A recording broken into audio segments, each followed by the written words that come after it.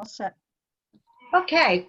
Hi, my name is Jean Pillow, and I'm the Watershed Conservation Project Manager for the Eastern Connecticut Conservation District. And this evening, I'm here to talk about development with intent, or using the model pre-development review and LID checklist as a guide for development for compatibility with the Natchaug Healthy Watershed Protection Plan. This plan was funded by the Connecticut DEEP with a US EPA Clean Water Act Section 319 grant.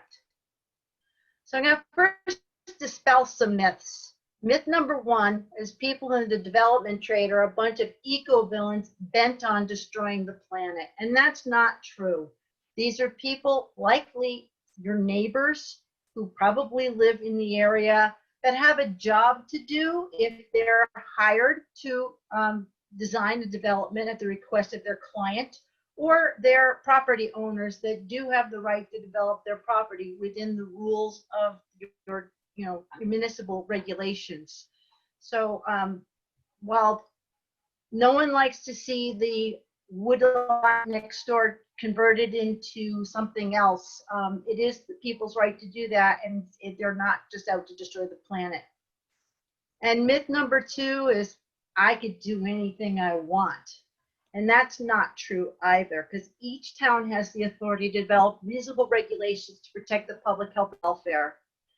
I have learned that the regulations in the towns are not all the same. We can have really well-tuned and explicit regulations as they have in the town of Mansfield, with very specific zoning areas in town, or there's Eastford that doesn't have any zoning, although they have rules. And if you're located upstream of the Willamette Reservoir or another surface water drinking water supply, there are additional regulations that the towns and developers need to comply with under the public health codes. So the Natchaug Healthy Watershed Protection Plan, it's about trying to take something that's not despoiled. It's not pristine exactly, but it's one of the healthier watersheds in the state of Connecticut, and that's something we should all take pride in. The social and ecological services of the unbuilt landscape have tremendous economic value, whether it's for sustainable forestry, camping, the fishing, people fishing here, people who get their food from hunting, or we're about to embark on the wonderful season of leaf peepers, which we hope when people are driving through the towns, they stop at our shop and our restaurants to refuel. So with careful consideration, it's possible for towns to grow, and they're going to grow, but as they grow, to try to retain the highest value ecological services of the landscape at the same time. And that's what this Natchaug Healthy Watershed Protection Plan is all about. The Natchaug Healthy Watershed Protection Plan is not a regulatory document. The Connecticut Conservation District was a 501c3 nonprofit organization. We have no regulatory authority. So what we wrote was a series of recommendations in the plan that are focused on perhaps adhering to existing regulations, but we also want to encourage behavioral changes or attitude changes to, educate people about what they have that's special and that is vulnerable if care is not taken to preserve it. So this pre-development review checklist that we drafted as part of this project is an educational tool. It doesn't prohibit development. Its function is solely to make informed decision making. So ideally, the person designing the development plan for any parcel will complete the pre-development review checklist before they start citing any structures or disturbance on the land, and look to design that new development in a way that's compatible with the goals of our Natchaug Healthy Watershed Protection Plan. This pre-development review checklist has been modeled after a development review checklist that is currently used in Woodstock. So what's the benefit of using a pre-development review checklist? Well, it's a directed natural resource inventory of a property. So instead of just looking at a property for how many building lots, how many parking spaces, how many structures we can fit on the land, it's also to look at the natural resources on the land and to balance the new growth with the existing environment. So it helps to determine the best place for your septic systems because there are soils that are better suited for that than others. It helps you to understand better placements for stormwater infrastructure. Or if your town has open space set-asides, it also can give you guidance on what land is the most critical or priority parts of that property to preserve, and perhaps help to design the open space as part of the project. And using the checklist, you're going to get a larger landscape view of how the parcel is connected to the resources on neighboring parcels. When you're asked questions like, are you near other open space? Or are you close to a cold water habitat? Those kinds of questions are asked as part of this review. So whose job is it to complete this checklist? In Woodstock, where we are using this checklist for well over 10 years, it's the requirement of the applicant to complete this checklist, and it's a requirement as part of the planning and zoning packet that they have to submit with an application. So the person developing the land is going to complete and submit that form with their application packet. And they may not get all the questions right, but it's going to require them to start thinking about the landscape as they're doing this, because it is required. Ideally, if they fill out the form and then attend a pre-application meeting that some towns are able to offer, that's a really good thing to do, because then if the town has specific open space priorities and they have this checklist, they can discuss this rather than coming in with an application and saying, well, really it'd be better if the open space was next to the brook, or if the open space was protecting this forest and not fermenting it. So there's a lot of benefits to requiring a checklist like this, and I think that in Woodstock it's been working well. What about wetlands? Are there any values in making this checklist required and available at wetlands meeting? And we say yes. It is a awareness resource so that the inland wetlands folks, because some of them are agencies, some of them are boards, and some are commissions, help them to ask the right questions and ask the applicant to provide proof the development under review will not adversely impact the physical or chemical nature of the resource, which is what they're allowed to review applications for. So for example, I think most towns already make it required that if there's an endangered species or a natural diversity database blob on a parcel, that they have to fill out paperwork and send to the state natural diversity database office, tell them what they're planning to do on the property, and the state employees will review what their application says and say, well, you will have less conflicts with this species if you avoid X, Y, or Z. It's not to say you can't develop it, say avoid doing this and everybody get along together. Well, there's a new data layer that I just found out about a few months ago, put together by Connecticut DEEP, Water Quality Monitoring, and it looks like the image on the right-hand side of your screen, which no, is not an amoeba with measles. This is a cold water stream habitat map, and it's very hard to see, and I have made recommendations that they make this map available in a different format, but for now you can go on to their website, and if you look carefully at this map, I'm hoping you can see my cursor. Down here in the bottom area where my mouse is moving, you can see Mansfield Hollow Lake. And going up right here is the Natchaug River. going up this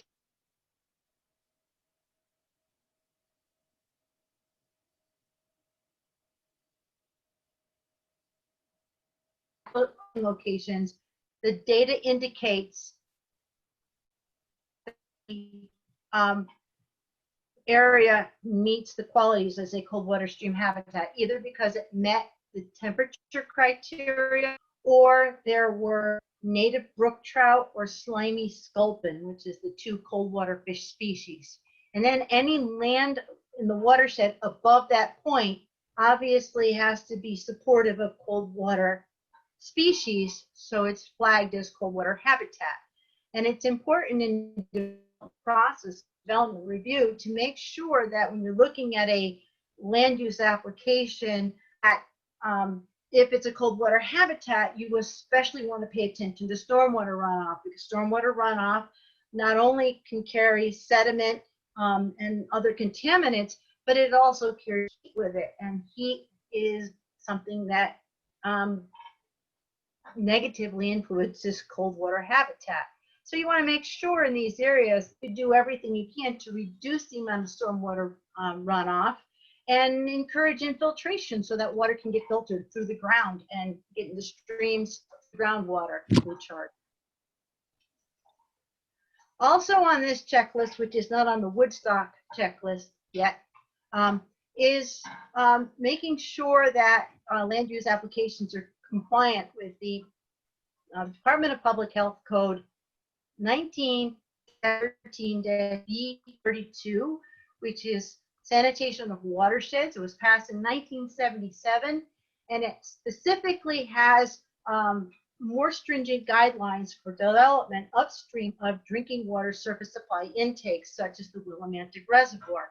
So, for example, there are separating distances that are spelled out that are more, they're wider than what you would find in a non-drinking water watershed. So for septic systems, there's a 50-foot setback requirement for streams going towards a drinking water supply.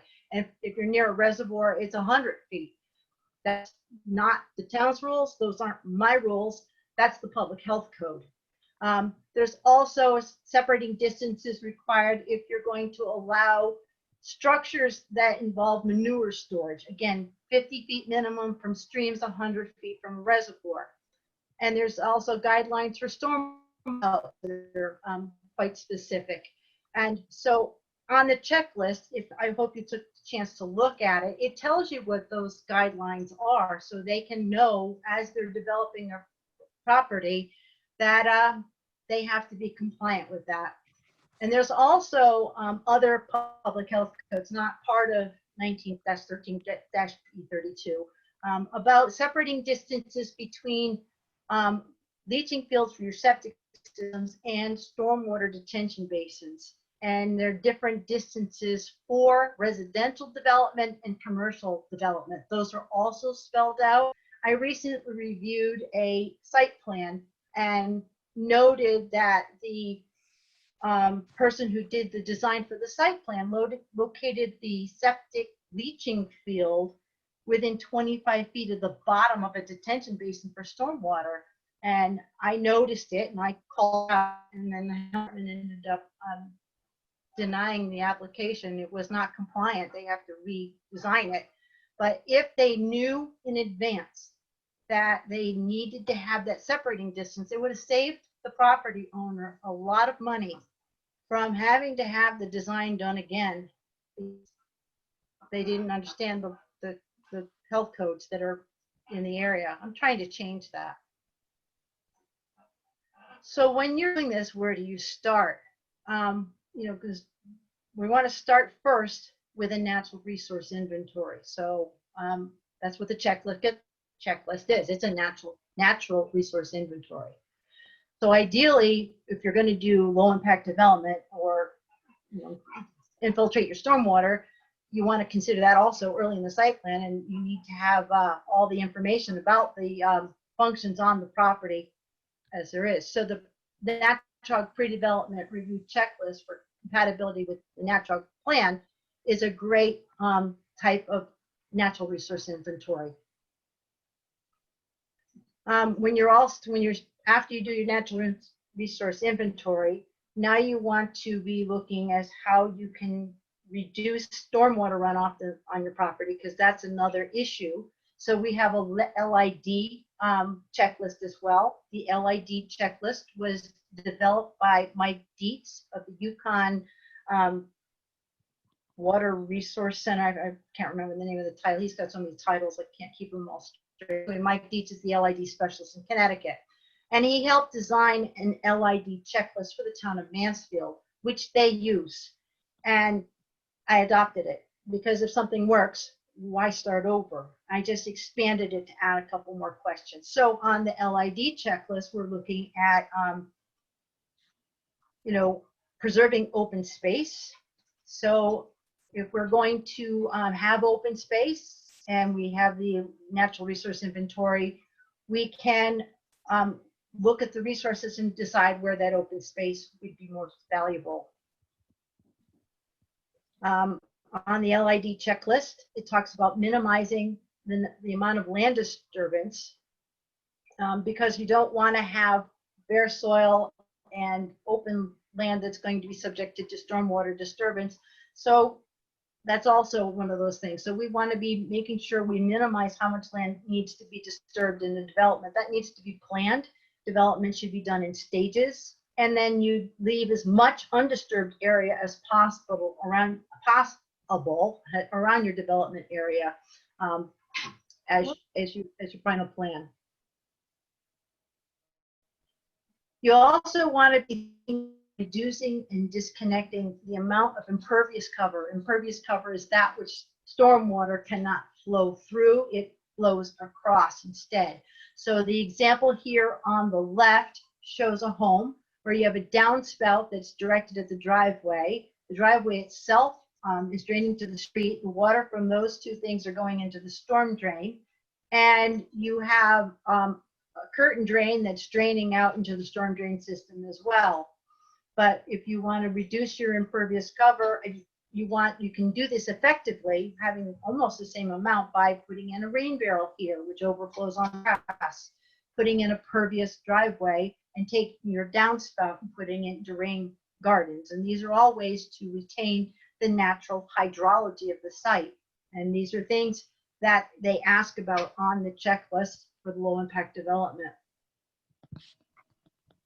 And then what low impact developments will be installed on the property is one of the questions as well. And there's a list of different types that are encouraged: bioretention or rain gardens, where water is designed to be soaked into the ground with vegetation to absorb some of the nutrients, vegetated swales, water harvesting techniques. I showed you a rain barrel in one example, but there are many more different examples where water is put into leaky tanks underground, which will slowly let that water permeate into the groundwater. Pervious pavements are an example, and green roofs are another example. There's other ones as well. And this is one I added. It's one of my personal favorites. There's a love affair in America with turf grass. And turf grass, for many reasons, is not one of the healthier land covers that you can choose. But I understand the need to want to have that view from your property. And here's an alternative one. And in this case, the property owners, instead of maintaining this slope as grass so they can see the beaver pond at the lower end, they chose to plant it with native plants and native grasses. So you still have the feeling of openness, but you have lower maintenance, and you're also providing more ecological services by providing pollinator habitat and other wildlife habitat as well. They have lawn too, but and they only have to mow that once a year, and they don't have to fertilize it. That's one of the nice things in an alternative lawn. So getting people to think about, oh, do I have to have that much grass? Can I do this instead? Is what we want people to be thinking about. And this one I probably think is going to be one of the ones to get people to understand, because in our plan, we talk about riparian corridors or riparian buffers.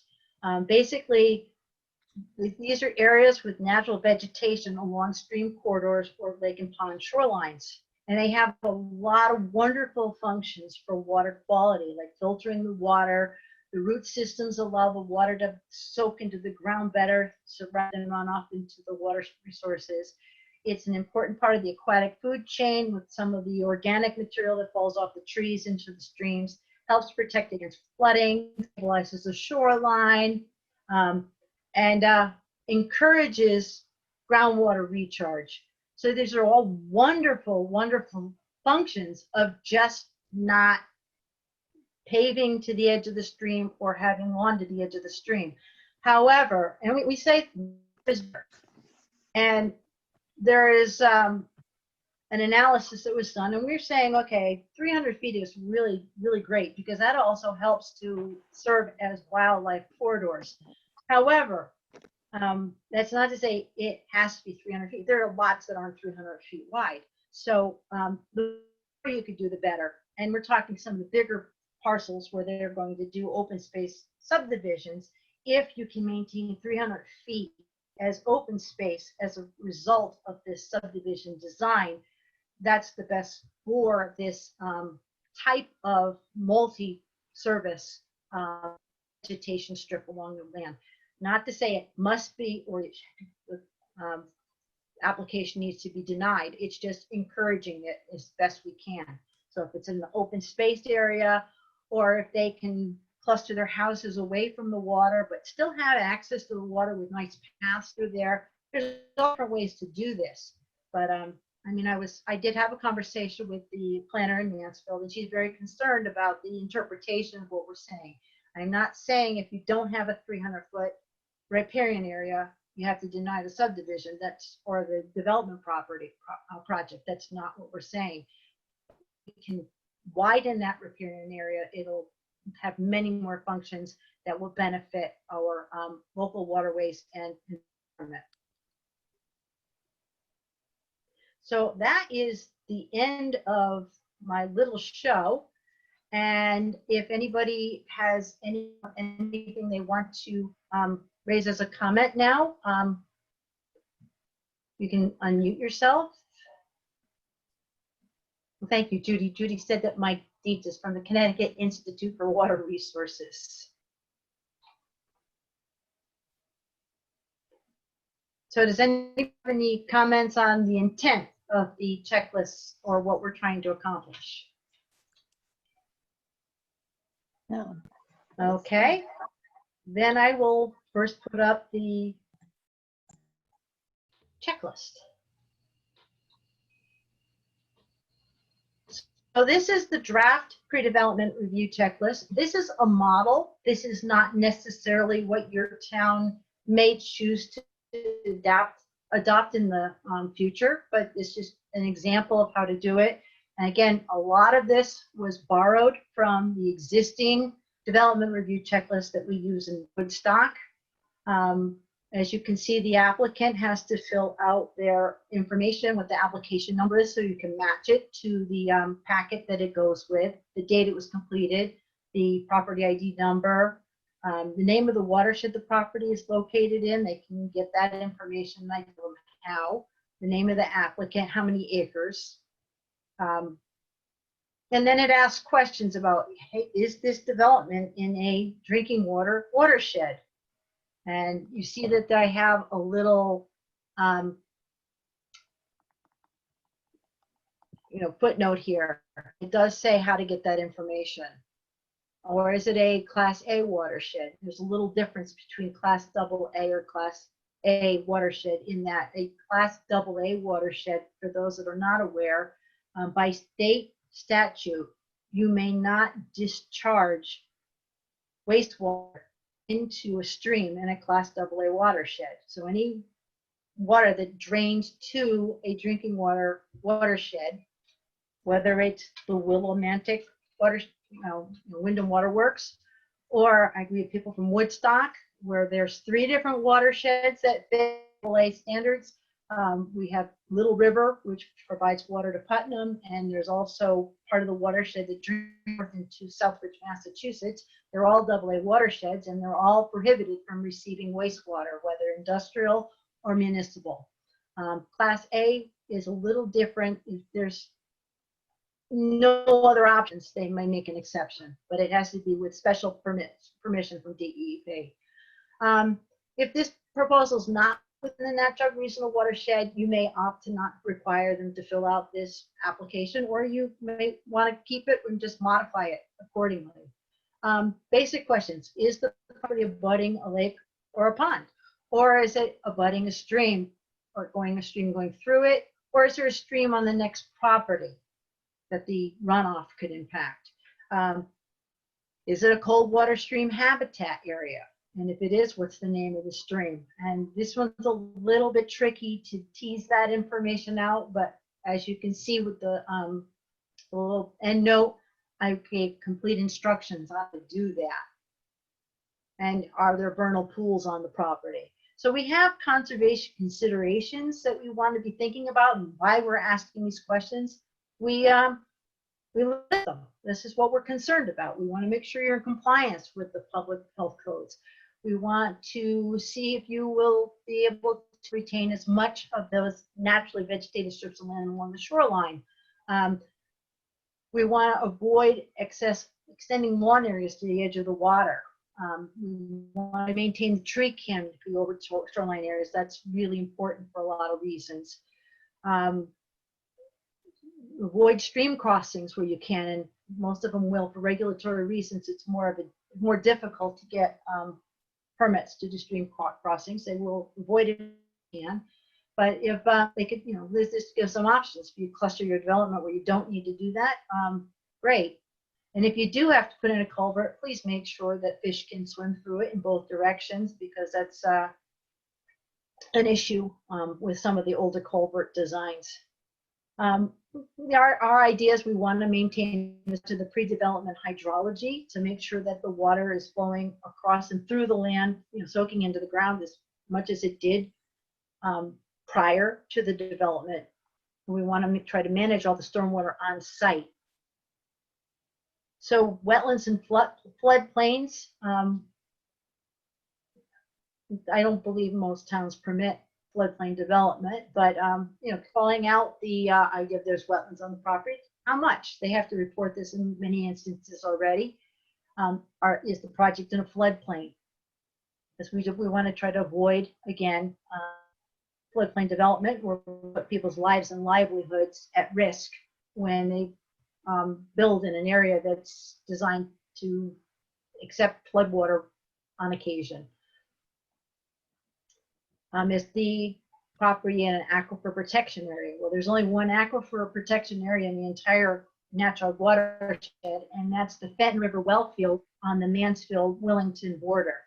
And they have their own set of regulations, but yes or no, is it in the aquifer protection area? Then I go one step further. Is it in a superficial aquifer potential area? Meaning there's a category of stratified deposits that have been renamed superficial aquifer potential areas where they may be able to extract larger quantities of drinking water from these areas. And we want to know if the project is in one of those areas. And if that's the case, we want to make sure that we're not putting anything on the surface that's going to be putting toxins or anything in the groundwater through their septic systems. And let's face it, we all have to use septic systems in this watershed. How much of the pre-development land has forest on it? Is it part of a core forest area? And again, I provided information on how to get that information. Is it adjacent to preserved forest land? If we're trying to build larger forest blocks, knowing that could make information for making decisions on if you're having an open space set aside as part of your subdivision or your building proposal. So we're, like I said, we're trying to maintain contiguous forest cover for water and water quality and quantity and wildlife habitat. So those are the reasons we're asking that. What's the ecological integrity? So again, this is more for open space planning. If you're thinking about wildlife corridors, there is information available using a new Northeast Mapper program that I sent, given the link to and instructions on how to use. Is there an identified natural diversity database area on the property? Is it into existing other preserved land, town or otherwise? So we want to make sure we're trying to preserve ecological services in the nature in the development project, and consider the value of wildlife as part of a healthy watershed. We want to avoid impacts where we can to endangered, threatened, or special concern species. We want to avoid habitat fragmentation where we can, and we want to look for opportunities to connect preserved land for wildlife linkages. Again, this is all part of the open space consideration if you have open space set aside in your subdivisions and other development projects. Recreational resources. What are the recreational potential? Is there existing trails? Are there fishermen easements? Is there potential to have boating access on the property? Are there abandoned or discontinued roads that can become trails? Those are questions, again, for open space consideration and future recreational opportunities. Active agricultural land. All the towns, you can easily get data on whether you have prime ag soils or statewide important ag soils. Some towns have locally important ag soils, not all of them. Steep slopes is another one you want to consider. You want to avoid anything that's going to have a lot of erosion. And you could also look at the suitability of the soil for replacing septic systems. That is available, and I have a link to how to get that information as well. And is the property along a state of Connecticut designated greenway? Again, this is for open space planning, and as many of you know, the Natchaug River system, the Mount Hope, and the Fenton Rivers were all designated as state of Connecticut greenways as a resource protection strategy in 2006. So that's also something to consider. Is the property adjacent to protected or quasi-open space? You know, like a quasi-protected open space. Is it next to Yale Forest? That's open space, but it's not protected. Again, building those forest blocks. Can you link it to other properties or potentially build a link off of that? And if there was open space, would it be open for the public? That could be information you want to know. Not saying it has to be, but it's something you want to know. And again, here's all the directions to all the mapping sites and how to get the data. So I'm going to stop sharing. And I see I have some comments. Okay, question from Ken is about what's the current health assessments of the Natchaug River watershed. The Natchaug River is meeting the water quality standards for the state of Connecticut. It just got upgraded to meeting the recreational standards, and it has a healthy life diversity in that river. So yes, it is a healthy, the Natchaug itself. Mount Hope River does have some issues in part of the watershed with high numbers of E. coli bacteria, which is the indicator species we use for pathogens. And the Fenton River does not have any water quality issues. So in terms of meeting water quality standards, with that exception in the upper part of the Mount Hope River, we are meeting water quality standards. And I did make a set of maps that I will be making sure you all get copies of, so you get that report. You cannot deny any applications based on the checklist. This is just for information only, for, again, planning purposes. And a compliment saying it's a wonderful tool for so many perspectives. So anybody who wants to unmute and ask any questions, it is time to do that. Yeah, Jean, this is Beth. Yes, Beth. Hey, that's very thorough, the list, which is great. I think it covers all the bases possible. Is there a way on the right-hand side with conservation considerations? Could it be like linked to resources to help them learn more about those considerations? You know, how do I possibly protect a trail on my property? Where do I start if I have to do any of those considerations? I'm sure there's like a lot of resources out there that it could be linked to, maybe.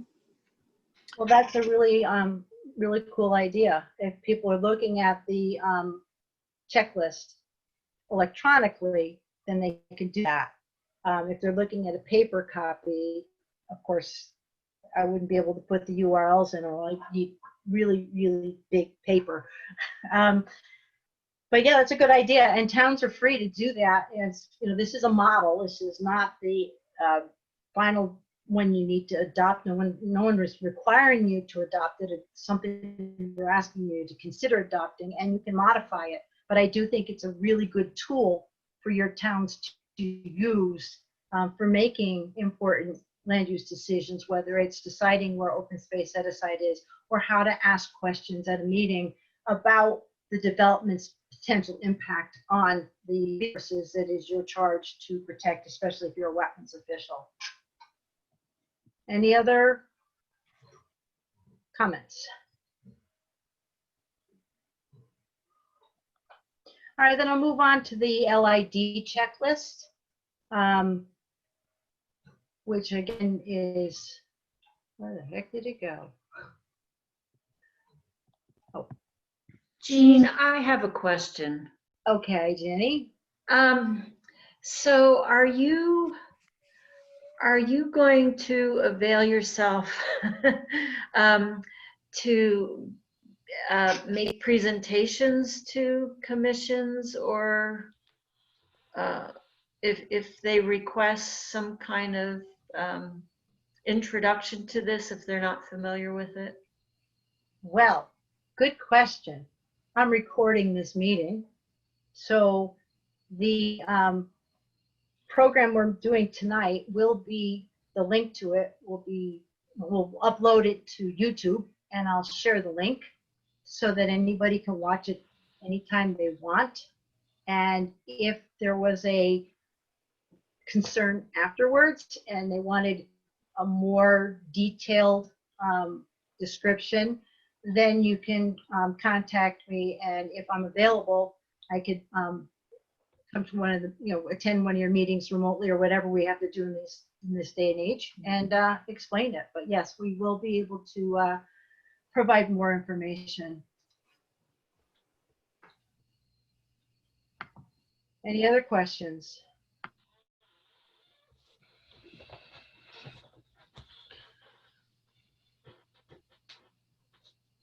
All right, with that, I'll move on to the LID checklist.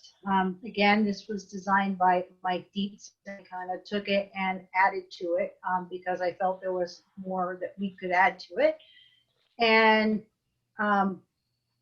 this is, again, to be considered by developers when they're doing their, making up their site plans and before they submit them. This is a requirement in Mansfield for applicants to complete as part of their packet. And it starts out with 1, assessment of natural resources. So this is all asking questions, the normal things that you're required to put on site plans for towns. They vary by town, but, and again, this could be modified. But how would you go about doing a natural resource assessment? Well, we use the checklist. It's like a mini natural resource inventory of the property. So I added here, is it on cold water stream habitat? Again, you fill it out on one, you transfer it over to the other. Are there critical water sources, wetlands, or steep slopes? And all those things are on here. And a little bit more about soil infiltration. This is once you get beyond the early inventory, this is where they actually go out and test soil infiltration. And for any items that are not checked, why not? So I like this. It's not to say you can't develop, but explain why you chose not to do this. And they may have a valid reason. So it's a really good way to put it. Okay, we want you to do this, and if you didn't do it, why not? Preservation of open space, and that varies by town. But what is your calculation for percent open space? Are you using a cluster subdivision or open space subdivision? Common areas delineated? All these different questions. And for items not checked, why not? So they, again, might have a very legitimate reason for not doing it. Maybe they have a better way of doing it, and they can explain that. Minimization of land disturbance. Are the buildings all kind of located where they will cause the least environmental impact? Are the development areas delineated to avoid unnecessary clearing? Are you keeping native vegetation?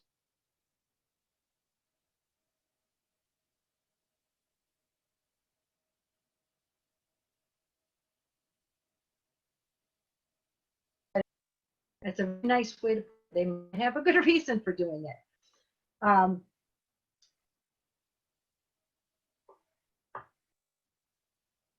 Okay, reduce and disconnect impervious cover. Now, when you put a house on first property, you are adding impervious cover because your house has a roof on it. But are you taking that roof runoff and kind of putting it into the ground the way it would go into the ground in nature? So there's, what's the effective impervious cover is another way of putting it, meaning it's an impervious cover, but it's being remediated on site using some kind of low impact development strategy. Are you minimizing your road widths? Are you minimizing the driveway area, minimizing sidewalks, minimizing the length of your cul-de-sacs, building footprints, parking areas? Are they disconnected from the stormwater system? And then Mansfield have more elaborate stormwater systems in a lot of our rural towns. But are you redirecting them to appropriate pervious areas where practicable? And if not, why not? And they may have a good reason. The LID practices are going to be installed. These are different examples of different things you can do. You're going to use sheet flow to avoid concentrating runoff, using vegetated swales or rooftop drainage that's going into a bioretention area, rain garden, and so forth. And if you're not using any of these things, why not? And it may be that you have a different LID practice, or maybe the site is not too ledgy and it won't infiltrate water. So there might be reasons that the answer is, I didn't do it because, and it's a legitimate answer. But it forces the people running development plans to think before they submit their application. Am I doing enough to be compliant with the Connecticut Stormwater Quality Guidelines and the Low Impact Development Appendix by asking these questions? And it's a way to, again, get them to be thinking more clearly about what we're trying to accomplish.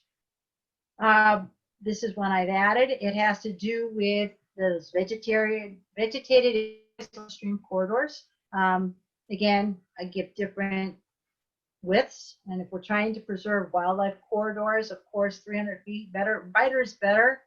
But if you're using vegetated strips less than 100 feet, why not? Why? What is your reason? And again, if the lot is only 120 feet wide, there's a really good reason why you're not doing it. But that's opportunity to think about it and explain your thought process. And I've added this one too, the alternative lawn options. Are you thinking about including them in your landscape plan? Perennial ground covers, low maintenance sedges or fine fescues that don't need mowing all the time, native plant meadows or other alternatives. If you are, explain why why these things are not appropriate. And again, on-site wastewater system design, is it compatible with the public health codes? And here's the public health codes. I spell them out in here. And another big one that we really need to do better on is making sure that any low impact development strategies that are installed with a new development proposal, whether it be for a residential or commercial or industrial, is there an operations and maintenance plan for that practice, that stormwater practice? And who's responsible for completing that maintenance? Are those documents drafted? So again, you can't just put it in and then expect it to work unless you're making sure it's being tended to.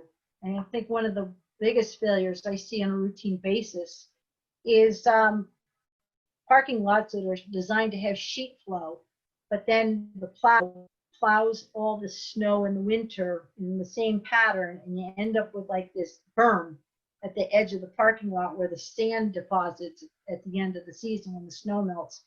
And then the water can't go that way, and it takes whatever path of least resistance, and it ends up making a channel someplace else. If you sweep that parking lot and that edge of the parking lot to maintain the sheet flow, that's important, and that has to be called out as an important project. And if you're in the Natchaug watershed, and it's different, all the different towns have requirements, all the water companies have requirements. Have you notified Wyndham Waterworks of what you're planning to do? They may want to come take a closer look at the plan and see if there's any specific concerns for them. But by law, you're required to notify the water company of your development proposal so they can look at it. So that is the LID checklist. And I've been asked to ask Chaplin and Wyndham whether you're using something like these checklists at all. And if you're not, what would be useful? Would it be useful to use them? So anybody from Chaplin or Wyndham want to reply?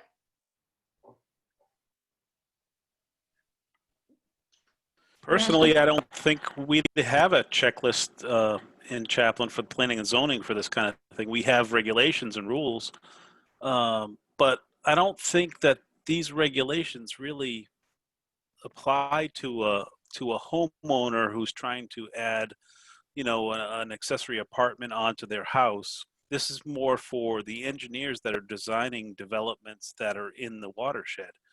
I'm not sure where these regulations belong. Well, they're not regulations. We got to make that. Sure, absolutely. But to give someone, 10 pages of requirements to check through, whether they're ruling or not, it's going to give an owner a feeling of, oh my God, I got to go through all this. What if I answer one of these wrong? I might get rejected because of this. And I understand the intention, and I totally agree with the intention, but I just think these really should be with the licensed engineers and architects that are designing these plans. They should be the ones required for these. That's what it's for. Yeah, okay, good. I'm on the Inland Wetlands Commission. We don't have anything like that. Would it be useful? Personally, I think so, yes. Yeah, I'd like to have a copy of it so that I could, I think Scott Mathias is also on your list, but so that I could get it to him. He's the chairperson. Okay, I'm glad to hear that you see the value in it. Yeah, yeah. So I don't see Sue, or she might have had to, she was having some issues. She's the only one from Wyndham. Celia, you've been in the land use office in Woodstock for a lot of years, and people have had to fill this out. Would you share with us your experience with people who are required to do this from the development standpoint, developer standpoint? They usually complete it. If they haven't completed it, I direct them to fill it out. They don't really ask me very many questions about it. If they do, I direct them to the regulations. Okay, so they accept it when it's part of the packet. They say, okay. Been in there for longer than I've worked there, so I think they've gotten used to it. And anybody new, you know, this is how it is. So they have to adjust. Thank you for that It's perspective. only for subdivision special permits, though. It's not for like a zoning permit for a house. Right. Thank you. Lee, Sure. would you like to share your perspective, because you're the one that is working on the development review committee and looking at these checklists when they're part of the packet? Yeah, well, there's a little overlap between the two checklists. Would it make sense to somehow combine the two together? I see value in adding the questions that I've added and having that used for the whole town in Woodstock. Right. Yeah. But, you know, But, I mean, you know, serving on the development review committee, you know, the checklist is invaluable. You know, maybe having the developer, you know, provide us with the information gives us a leg up on reviewing the proposal. So it's worked out well for us. Jeff, you're relatively new to the Woodstock Planning and Zoning Commission. Did you know about the development review checklist? I'm sure you get it in the packet. Mail, but did you learn? What do you think you learned from this presentation? I learned a bunch of good things to look at. Most of the all that stuff is done prior to us getting the application in front of us. So, but it gives me some things to think about. Getting my feet wet on the commission. Yeah, it's a long process. So I thank you for your volunteerism. Well, thanks. I'm enjoying myself. So. Okay, thank you. Aaron, the LID checklist is used in Mansfield, but the pre-development review checklist is not. Is that something you think would be useful? Is she still there? I don't see eking anymore. Maybe she lost her signal. So anyway, that's basically what it is. And what we're asking for the towns to do is to consider adopting some version of this checklist to be used as an educational tool, again, to highlight not just the real estate value of a piece of property, but the natural resource condition of that property, and to try to balance the growth with conservation in our towns, which are conservation areas according to the state plan of conservation and development. So I hope you're back and have conversations with this in your next meetings, and you know, hopefully there'll be an interest in developing or accepting these you know, concepts, and like I said, modifying it. But the idea of, again, requiring this only as a guidance document to get someone to think before they start designing a new development project, to balance it with the environment, is the goal of what we're trying to accomplish. Bill Rose, do you have any comments on this here?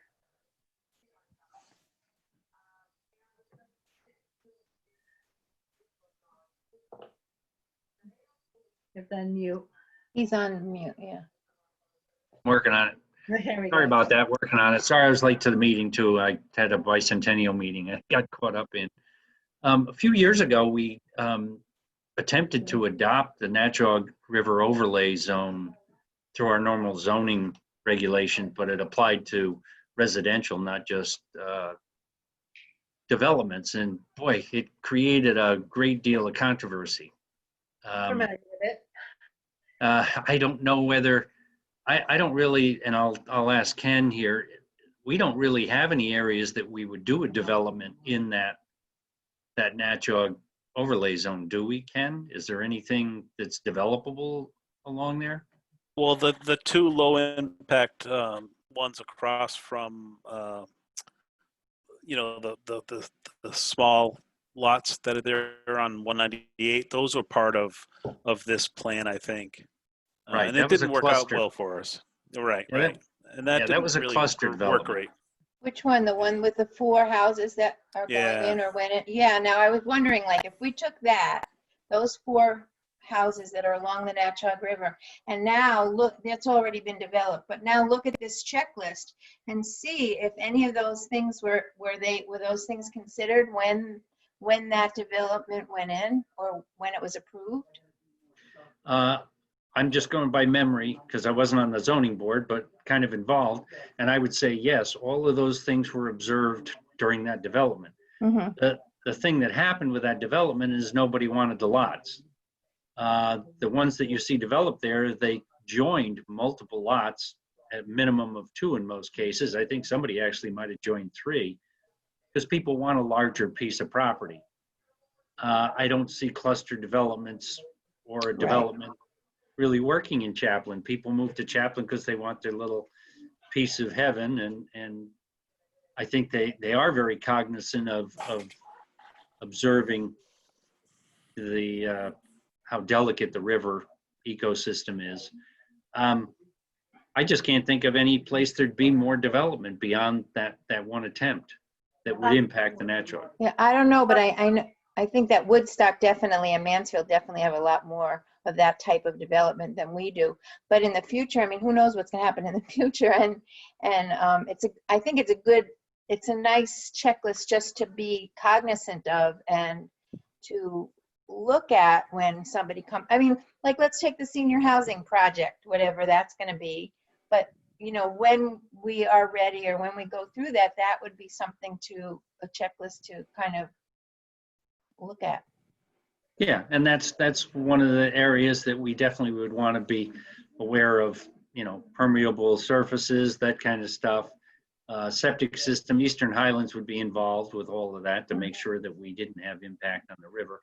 That's like almost right at the entry to the drinking watershed area, coming up on the dam. So I absolutely agree with the content of that. That would be up to the zoning board to see if they want to implement that for some sort of on an engineering level. The residential thing created such a row that I don't think I'd want to go there again. I certainly was very cognizant of what happened with that overlay zone proposal in Chaplin, and I assure you there were no recommendations for any type of zoning overlay zones, perhaps considering areas where you might expand your PA 490 program, but that has nothing to do with this checklist, but to encourage people to open space. One thing that I think you might be confused on, this is not just for along the Natchaug River, but this is for the tributaries to the Natchaug River as well. And that cold water stream habitat, that river in the summer is too warm for trout. It just gets too warm. So in the summertime, those fish don't stay in the Natchaug River. They migrate upstream into those cold water habitats to find refuge. And those are the areas that I'd be concerned with when it came to development, that stormwater runoff be managed appropriately to maintain that trout refuge as an example of how to use this. So there's other parts of town that are still in the watershed, and most of Chaplin is in the Natchaug watershed. So, to look at those areas as well, and the impacts on habitat and water temperature and such. That those are just as important than the main stem of the Natchaug as well. Oh, I agree. I live right on, right out my door here is Stonehouse Brook, which is, you know, very, all of those areas, it seems, I'm just trying to rack my brain to think of where we would affect something that isn't already built out. But like Ann said, in the future, who knows, zoning laws could change. The one development that had potential over where the Stonehouse Farm is, that's now been acquired by Joshua's Trust. That area should all be protected. I agree. I mean, I grew up in this town fishing the brooks and traveling the throughout the woods, and we'll certainly, bring it under consideration with the zoning board. Thank you. I saw Jeannie raise her hand. I think what would be good, and this is not in the purview, I mean, it is tangentially in the purview of what we've been talking about tonight, but what would be helpful is if there were something for homeowners about taking care of, you know, what does it mean to have care for your ponds, or your, you know, that a lawn right up to your pond is really not beneficial. Right. Or about how to manage pervious cover and disconnect from the storm system. I mean, those are things that I think many people aren't familiar with or think about. And I know when I moved to Chaplin, like around 2005, 2006, I did get something in the mail about living along the Natchaug River and some of the ways to, and I don't know where that came from, Bill. I don't know if you remember, but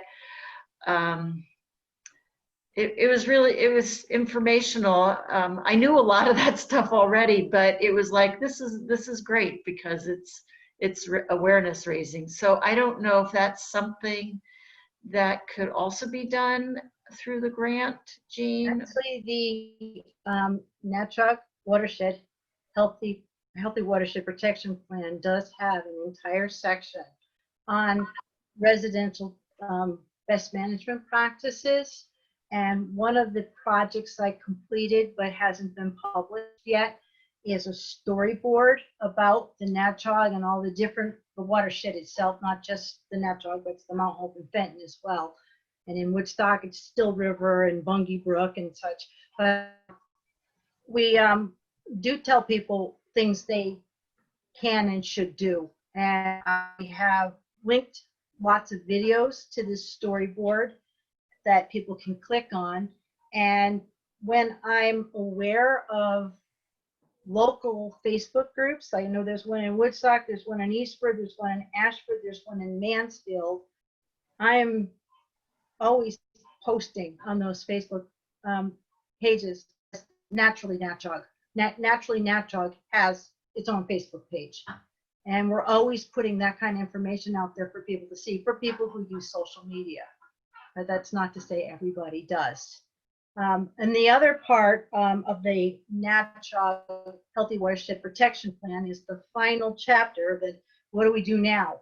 And it's about creating an advisory board. And that advisory board is proposed to meet multiple times a year and make work groups that are going to focus on just the things that you're bringing up as being important. There is an education and outreach group that we want to form, but it's going to require volunteers to work on it. We can set up the structure, maybe facilitate the original meetings unless we find another funding source to keep paying for our work. But we can get this started and everybody can work together. And it's not just be Chaplin, it'll be Ashford, Chaplin, Eastford, Mansfield, Union, Willington, Wyndham, and Woodstock. I have them all memorized in alphabetical order. So those are the 8 towns in the watershed. So yes, we do want to continue the work. The plan is not the end. The plan is the beginning. So the things that you're bringing up is exactly where we want to go next. So I'm glad you said that. Lisa. We can't hear you, Lisa. Sorry. You can hear me now? Yes. Why is there not a similar checklist for residential development?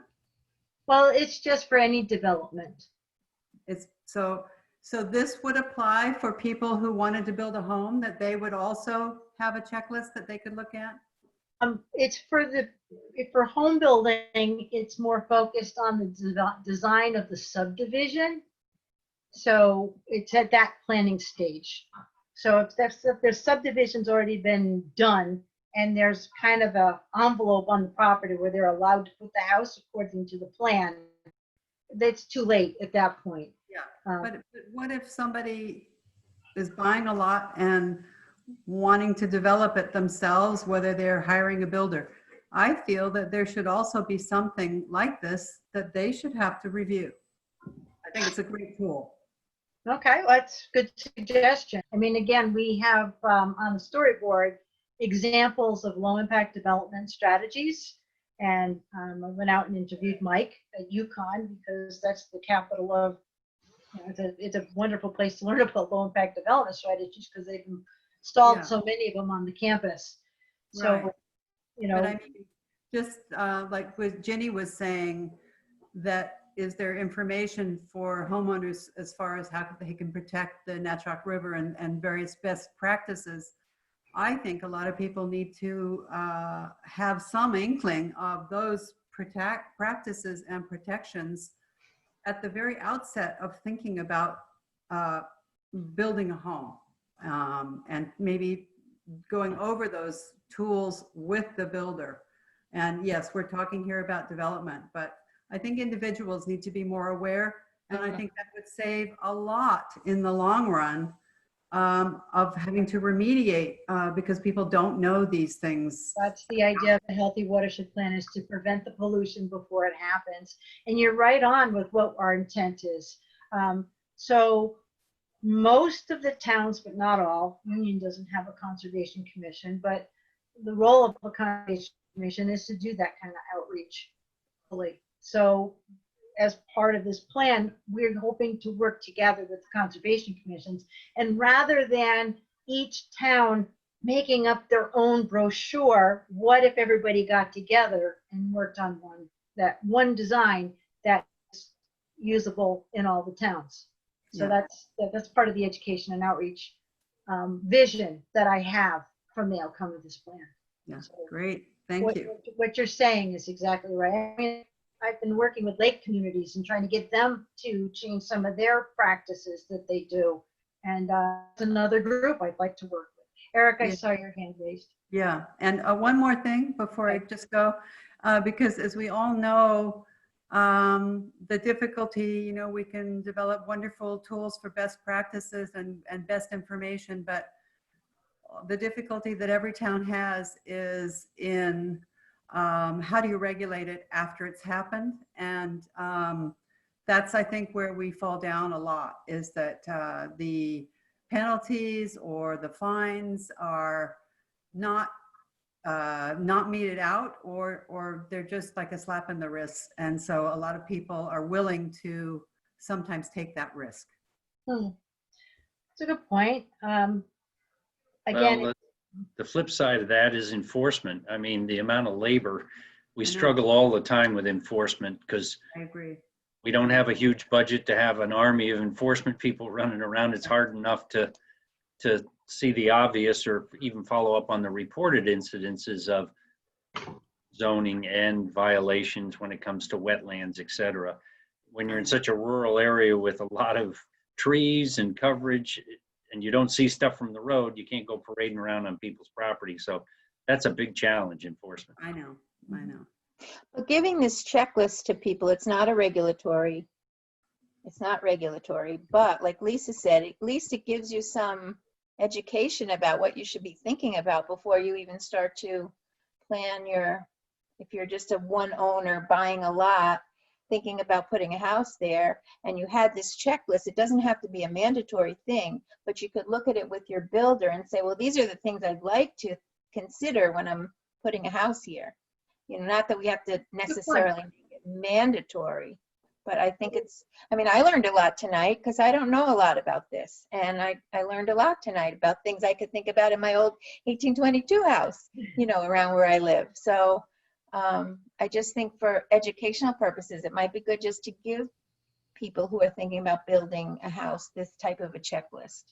So that could be an outcome of the Education Outreach Committee is building a home in the healthy watershed. What should I consider? And that's whether it's paper, which right now I'm hesitant to put anything on paper because I don't know if I want to touch papers that other people touched. Making the resources available through the working of the advisory board, and then the towns putting it up so people can download it is probably one of the best ways that we can cooperate and get this information out there. You know, the resource page, so easy to find titles, people who can click on it, they can either read it online or print a copy if that's their preference. But again, you know, like we just made a whole bunch of brochures for a project we did, and they were written out specifically to some more certain specified areas, but the rest of them, like I can't even go into the town hall to drop them off kind of thing because the doors are locked. Right. So challenging times, but I think there's ways around it. And, you know, putting our minds together, we can come up with some good solutions. So And Jean Chaplin has a Chaplin Economic Development Commission Facebook page. Oh, that's great. So you could put some stuff there. That would be interesting. Okay. Well, if you tell me who it is to send it to, because I can't post stuff that usually they Yeah, have. I don't know I can't remember the exact name of it, but I'll let you know. Is there one for just residents? There is. It's not very nice. Oh, I don't like to go to it.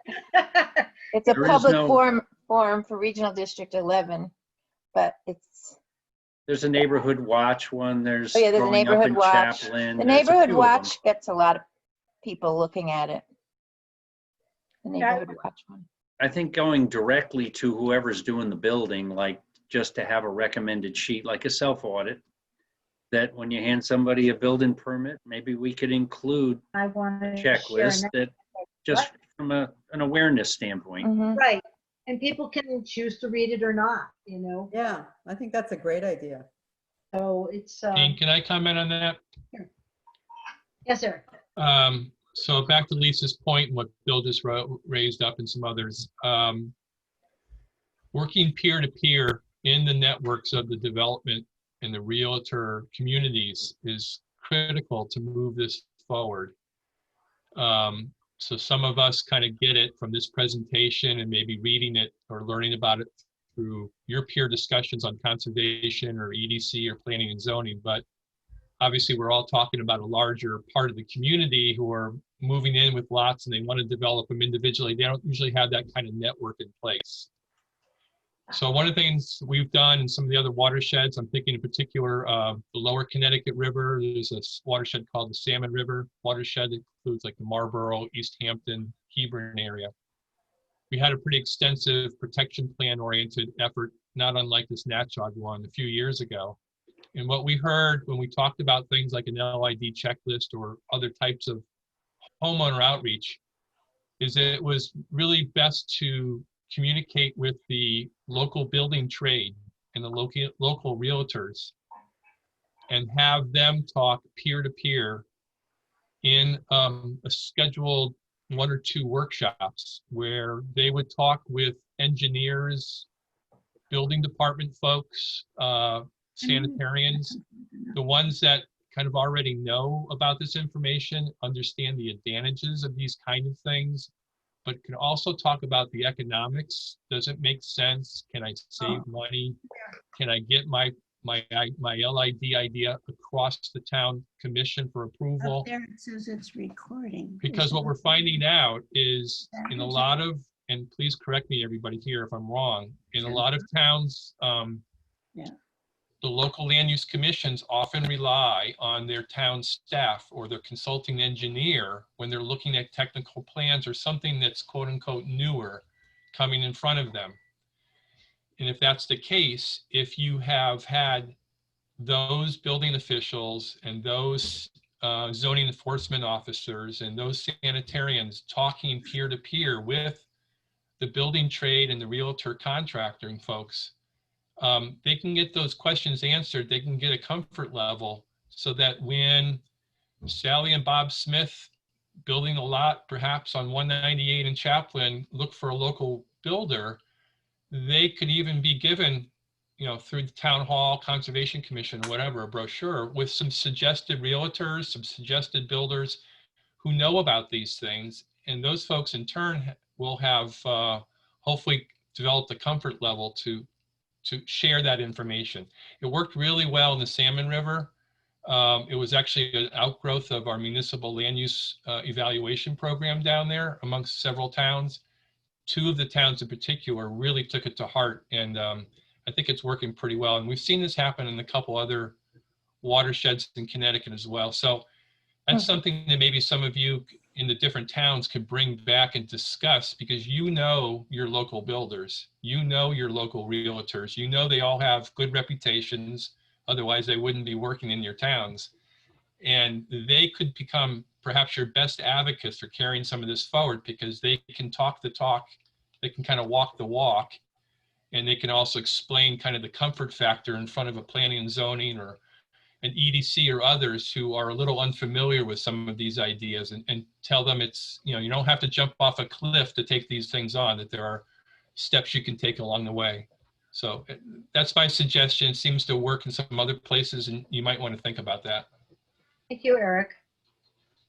I think that's a great idea, Eric. Also, from the perspective of me being a realtor for many, many years in Woodstock, realtors definitely, I think, would benefit from having a workshop on this information, so that, as you say, it's not something new, it's not something scary. This is something that will save money.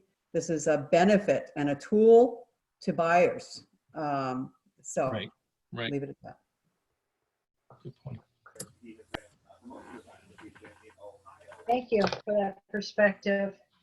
I did invite a few key people who are in the building trade to attend, and they chose not to. So I was hoping to get that perspective from them, and I will continue to try to reach out to them in the future as we develop our advisory committee and our work groups and do the work that we need to do to implement the plan. We're all very fortunate to be living in a wonderful watershed, and the things that we like about it, I don't want you to imagine what it would be like if they were gone, but from Woodstock, I transplanted here from New Haven County. I think I have a different perspective about how things can change if you don't have a plan for them not to change. So that's just a little life experience I bring to the table. I guess I'm a Natchaug Watershed resident, and I try to walk the walk, not just talk the talk. So I really am thankful for all of you for giving your time this evening.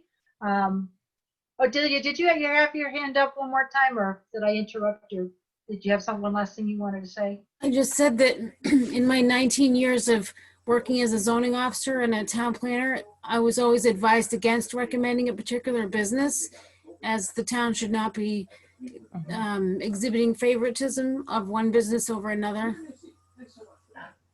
That's a good point too. Well, you should never recommend just one anyway. You can have a list of builders or a list of, not that you're recommending one.